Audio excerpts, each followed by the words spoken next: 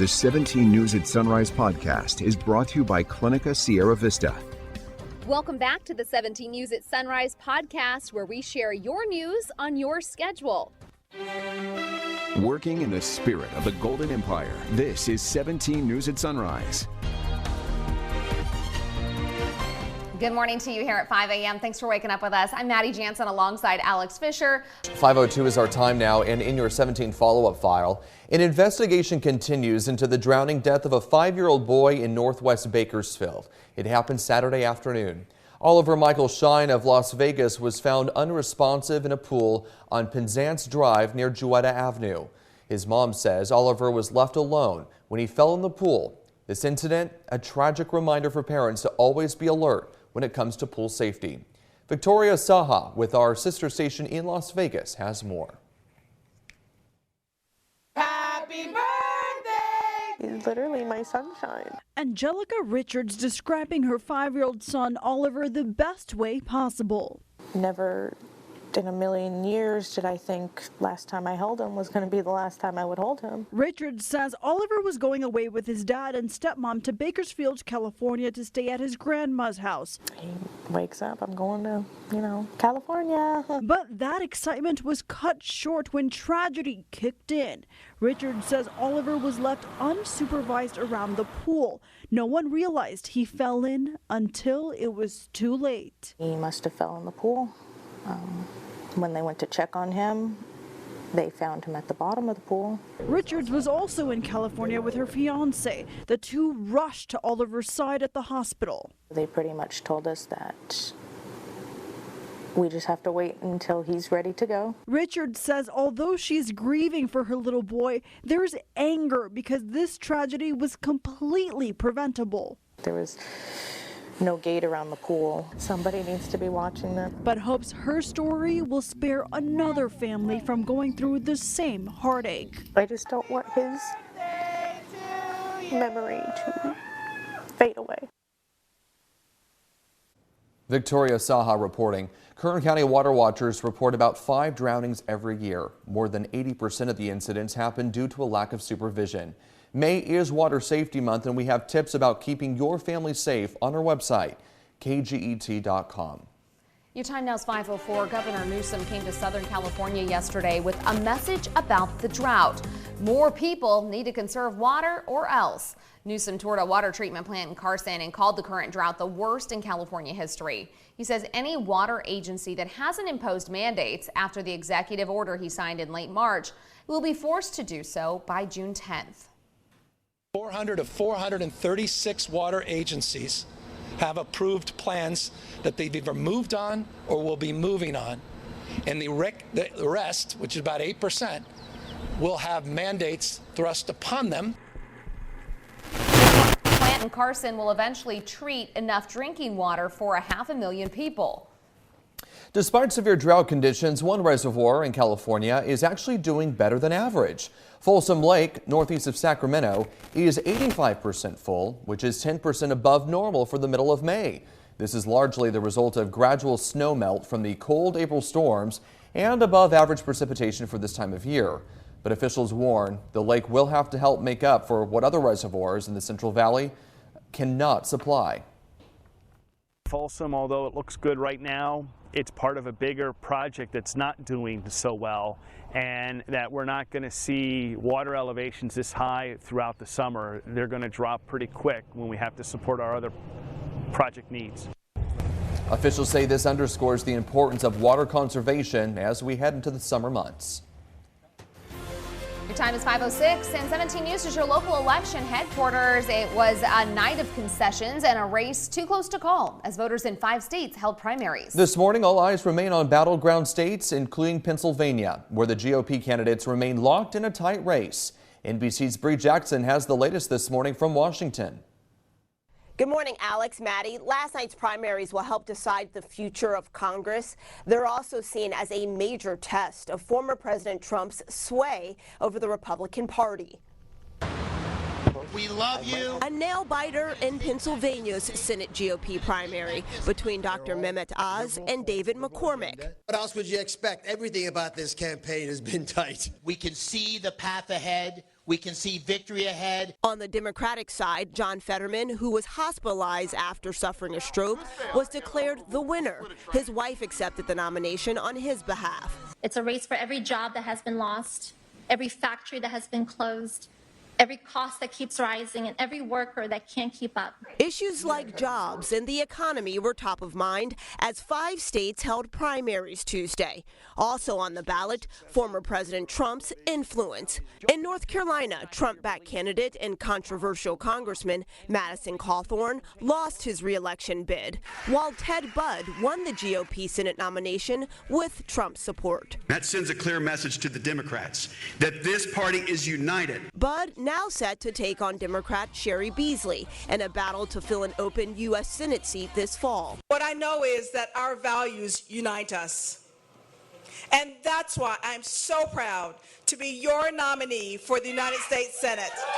With control of Congress up for grabs, these high-stakes primaries are a preview of the upcoming midterm elections and a barometer of voter enthusiasm as President Biden's poll numbers hit new lows. A new NBC News poll shows that 3/4 of Americans say the country is headed in the wrong direction. Despite that, the poll shows that registered voters are evenly split over which party should control Congress. In Washington, I'm Bree Jackson for 17 News. Your time now is 5:08, and as we mentioned, 17 News is your local election headquarters. We're just 20 days out from the 2022 midterm primary election in California. Last night, 17 News hosted a live debate featuring 4 of the 5 candidates vying for the 16th District Senate seat. The district includes Kings County and portions of Fresno, Tulare, and Kern County, including much of East Bakersfield. Registered Democrats outnumber Republicans by about 12%, and Latinos make up 58% of the population. The candidates discussed a wide array of issues, including whether they support the expansion of Medi-Cal for low-income, undocumented, and young and older adults. We have a large farm worker population in the Central Valley, half of which is estimated to be undocumented. And so for us to continue to expand healthcare access to individuals who aren't documented and don't have the same access to resources, I'm completely in support of that. I think that it would be almost impossible to accommodate. It will be in the upper super billions of dollars. And I think we have to look at this more realistically and find other ways to meet this demand. When people are sick, we need them to be able to get health care and preventative health care and take care of their children. And so there is a way to be able to make sure that those who are working hard to support our agriculture industry, to support our economy. Everyone needs access to health care, and they need access to affordable health care, but I do not believe that the Medi-Cal expansions that we saw was going to be sufficient, nor was it going to be the right choice. Senator Melissa Hurtado is also running for the 16th District Senate seat, but decided not to take part in the debate, citing pressing business in Sacramento. To see the debate in full, you can go to our website, kget.com. Again, the election is 3 weeks from today, and if you are an active registered voter in Kern County, you should have gotten your ballot in the mail by yesterday. But if you believe you are registered to vote but have not received your ballot, this is the time to contact the Kern County Elections Office. After you fill out your ballot, you can mail it back to the elections office or drop it off at an official drop box. If you plan to vote in person and receive a ballot in the mail, be sure to bring that ballot with you to the polling site so elections officials can surrender it. You have until May 23rd to register to vote if you wish to get a vote by mail ballot. You can still conditionally register to vote between the 23rd and Election Day and the elections office or at a polling site and vote in person. We have all this information on our website, kget.com. Making headlines around the world, or more like out of this world, hearings took place on Capitol Hill yesterday. Not about legislation or the latest political scandal. It was all about UFOs. For the first time in half a century, Congress is looking into what are now called UAPs. NBC's Susan McGinnis has more. On Capitol Hill, a hearing that was out of this world. It looks reflective in this video, somewhat reflective, and it quickly passes by the cockpit of the aircraft.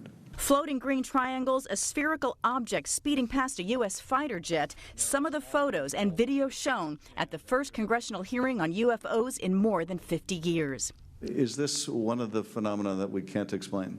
I do not have an explanation for what this specific object is. Two defense officials talking about what are now called UAP, unidentified aerial phenomena, pressed by lawmakers about whether they pose a national security threat. Because UAPs pose potential flight safety and general security risk, we are committed to a focused effort to determine their origins. While an increase in incidents could be pinned on greater censoring technology, more drones and debris in space, out of 144 reports between 2004 and last year, all but one remain unexplained. And since then, the number is closer to 400, with some exhibiting unusual flight characteristics like accelerating exceptionally fast. As it gets in front of me, it just goes poof and it's gone. It's gone like that fast. While no collisions with U.S. aircraft are reported, We've had at least 11 near misses, though. pictures and information released to bring transparency and overcome a stigma. Pilots avoided reporting or were laughed at when they did. While most of these sightings remain unexplained, no close encounters with extraterrestrial life have come to light. The report cites a lack of evidence that these objects could be the work of a foreign adversary, but officials today acknowledged they remain unexplained. In Washington, Susan McGinnis, 17 News. The China Eastern Airlines plane crash that killed 132 people in March was likely an intentional act. That is according to U.S. officials who said the near vertical descent of the plane would have required intentional force. They also point to flaps not being properly deployed and the landing gear not being put down. Early data from the recovered black boxes shows the plane plunged from 29,000 feet to 8,000 feet, leveled off, and then went into a free fall. One video showed the plane nosedive into the ground, creating a 66-foot deep crater. Your time now is 5:35. U.S. border officials encountered more than 234,000 migrants at the U.S.-Mexico border in April, topping March's 22-year high of just over 221,000. April marks the fourth time during the Biden administration that the monthly border encounters have topped 200,000. According to data obtained by NBC News, last week Border Patrol agents encountered an average of just over 7,400 migrants a day.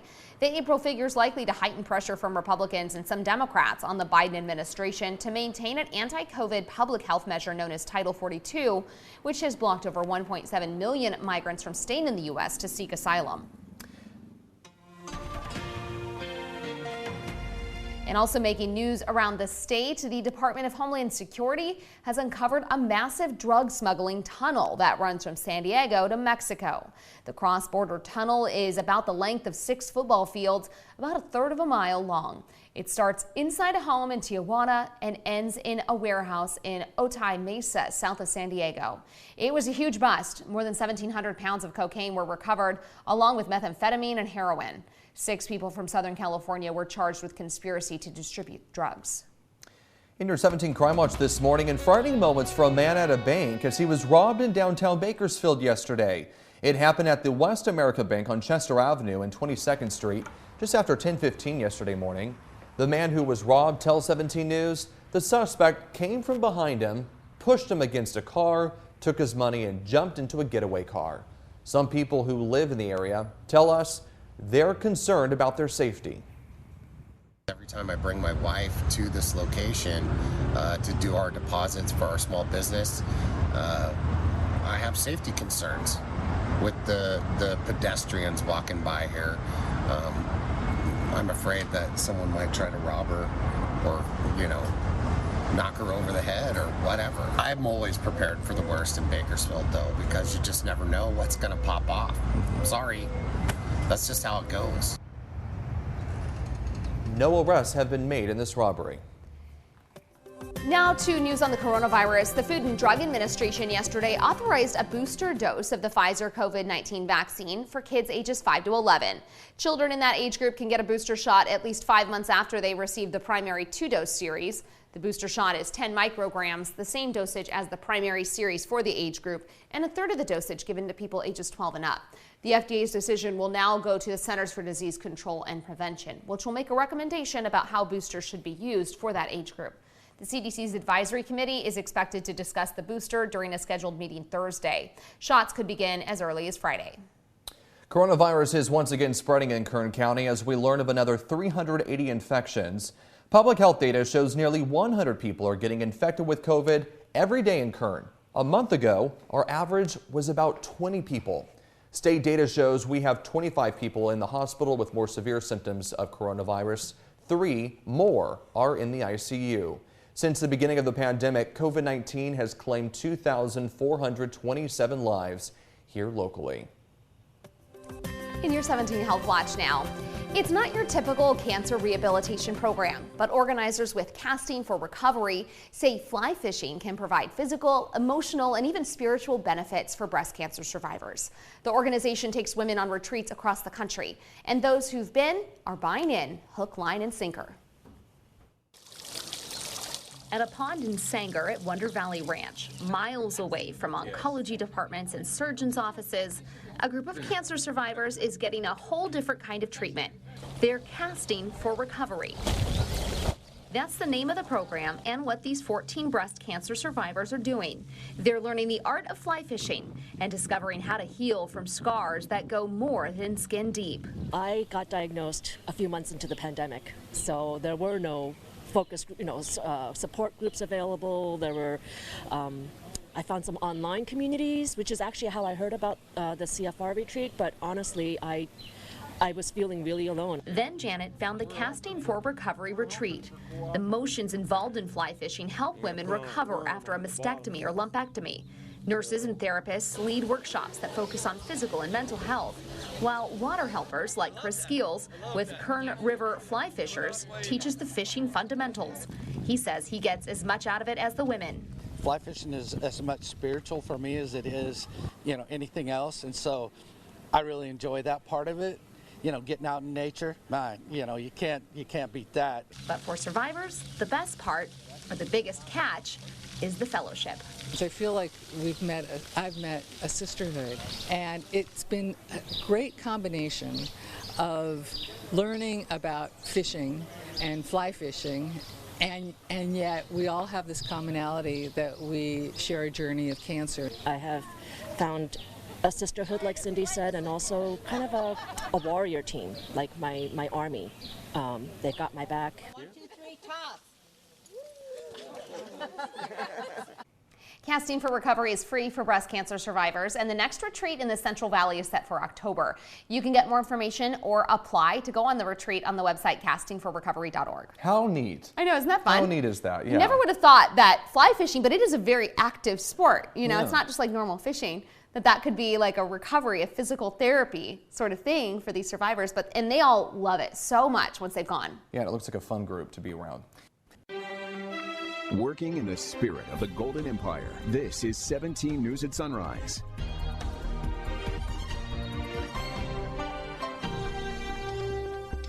The 17 News at Sunrise podcast is a production of KGET and Nexstar Media Group.